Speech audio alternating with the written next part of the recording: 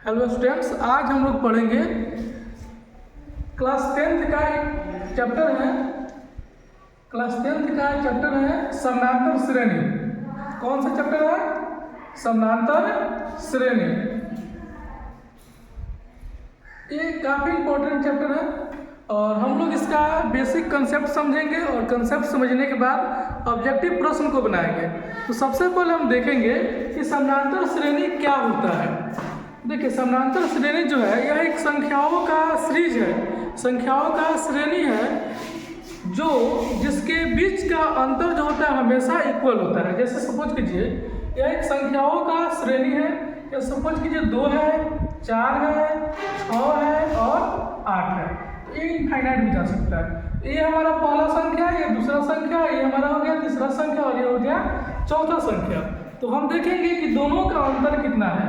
यानी कि 4 में से हम अगर 2 घटा रहे हैं तो कितना आ रहा है? 2 आ रहा है। 6 में से 4 घटाएंगे तो कितना आएगा? 2 आएगा। 8 में से 6 घटाएंगे तो कितना आएगा? 2 आएगा। यानी कि कुल मिला के कहें तो सबके अंतर जो है इक्वल आ रहा है। सबके अंतर में कितना का अंतर है? 2 का अंतर। यानी कि 2 हम सब में प्लस करेंगे तो नेक्स्ट वाला टर्म जो हमारा प्राप्त होता जाएगा। ये हमारा एपी है।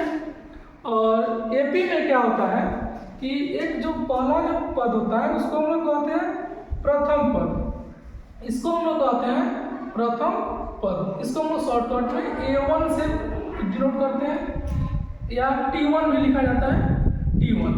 दूसरे वाला को कहते हैं दूसरा पद। कौन सा पद कहते हैं? दूसरा पद। इसको हम लोग A2 कहते हैं। तीसरा वाला को कहते हैं तीसरा पद, इसको A3 बोलते हैं। फिर उसी तरह नेक्स्ट जो आता है चौथा पद को हम लोग क्या बोलते हैं? A4 कहते हैं। चौथा पद को क्या कहते हैं? A4 कहते हैं। उस तरह नेक्स्ट जब हम आगे बढ़ते जाएंगे तो लास्ट में आएगा अंतिम पद। क्या आएगा? अंतिम पद। अंतिम पद को हम लोग कहते हैं AN। ठीक है, प्रथम पद को A1, दूसरे पद को A2, तीसरे पद को A3, चौथे पद को A4 और अंतिम पद को A5 AN कहते हैं। क्या कहते हैं? AN कहते हैं। अब हम कंसेप्ट समझिए। ये हो गया हमारा प्रथम पद, दूसरा पद, तीसरा पद और चौथा पद और अंतिम पद। इसमें एक आता है जो इक्वल अंतर आ रहा है, उसको हम लोग कहते हैं कॉमन डिफरेंस। क्या कहते हैं? अंतर को हम लोग कहते हैं कॉमन डिफरेंस। जैसे आप सपोज कीजिए कि A1 AP है, फिर A2 है, फिर क्या है? A3 है, इस तरह चल जाएगा AN। इसको हम लोग कहते हैं प्रथम पद, प्रथम पद। इसको द्वितीय पद, इसको तृतीय पद,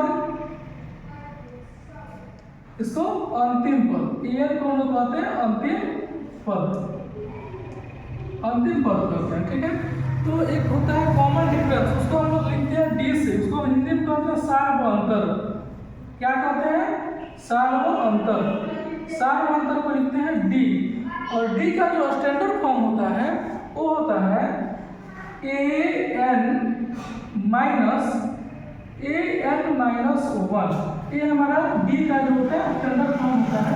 लेकिन जब हम प्रश्न बनाएंगे तो व्यवहारिक भाषा में हम लोग D को हम लोग पढ़ेंगे, D बराबर पढ़ेंगे A2 माइनस A1 या A3 माइनस A2 कहेंगे, A4 माइनस A3 कहेंगे। कहने का मतलब ये है कि आगे वाले टर्म से एक टर्म को पहले वाला घटाएंगे।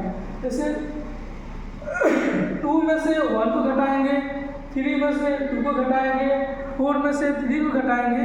ये हमारा जो निकल जाएगा सार्व अंतर निकल जाएगा, कॉमन डिफरेंस हमारा इस तरह निकल जाएगा।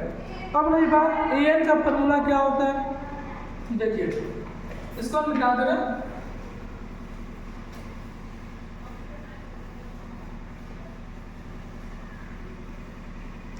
AN। देखिए, सबसे पहले ये तो प्रथम पद को हम लोग क्या लिखते हैं? A लिखते हैं। प्रथम पद को क्या लिखेंगे? A लिखेंगे। फिर दूसरा पद, अगर हम दूसरा पद निकालते हैं तो दूसरा पद को हम लोग लिखते हैं A2। इसको लिखते हैं A प्लस D। यानी A में हम क्या करेंगे? सार्व अंतर को जोड़ देंगे तो क्या निकल जाएगा? A2 निकल जाएगा। उसी तरह हम निकालेंगे तीसरा पद, तीसरा पद को क्या कहते हैं, A3 यानी कि A + 2D। ठीक है, 3 निकालेंगे तो 2D। फिर चौथा पद अगर हमको लिखना होगा, चौथा पद इसको कहेंगे A4, इसको हम लोग कहते हैं A + 3D। इस तरह हम बहुत सारा निकालेंगे, पांचवा पद, छठा पद, सातवां पद निकालेंगे तो लास्ट में लगा जाएगा अंतिम पद या nवां पद। अंतिम पद को ही हम लोग nवां पद कहते हैं। कौन पद? nवां पद। nवां पद को हम लोग n लिखते हैं और n बराबर हो जाएगा A + n - 1 × b।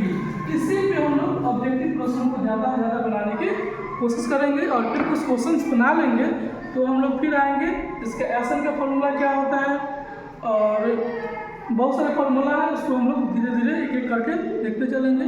आज की क्लास के लिए इतना ही, फिर हम लोग मिलते हैं अगले क्लास में। तब तक के लिए आप सबका धन्यवाद।